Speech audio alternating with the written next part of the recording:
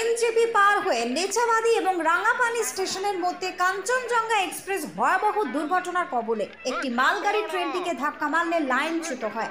Rail সূত্রে খবর হিসেবে জানা গিয়েছে যে দুর্ঘটনায় মৃত্যু হয়েছে 5 জনের। প্রাণ হারিয়েছেন মালগাড়ির চালকও। তার মৃতদেহ এখনো অবধি উদ্ধার হয়নি। আহত হয়েছেন অন্তত 50 জন। হতাহতের সংখ্যা আরও বাড়তে পারে। গুয়াহাটি থেকে কলকাতাগামী কাঞ্চনজঙ্ঘা এক্সপ্রেসে নেচাবাদী এবং রাঙাপানি স্টেশনের মধ্যে একটি দুর্ঘটনার কবলে পড়ে। আচমকাই কাঞ্চনজঙ্ঘা এক্সপ্রেসের পিছনে সজোরে ধাক্কা মারে মালগাড়িটি। এই কারণে পেছনের দুটি কক্ষ লাইন থেকে বিচ্যুত হয়ে যায়। পাশের জমিতে ছিটকে পড়ে বগি দুটি। সংঘর্ষের তীব্রতার কারণে দুটি বগি দুমড়ে মুচড়ে যায়। এদিকে প্রবল বৃষ্টি উপেক্ষা করে যুদ্ধকালীন পরিস্থিতিতে উদ্ধার অভিযান শুরু হয়।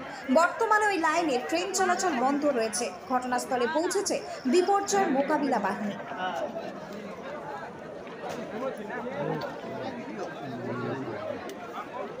এরকম অবস্থা।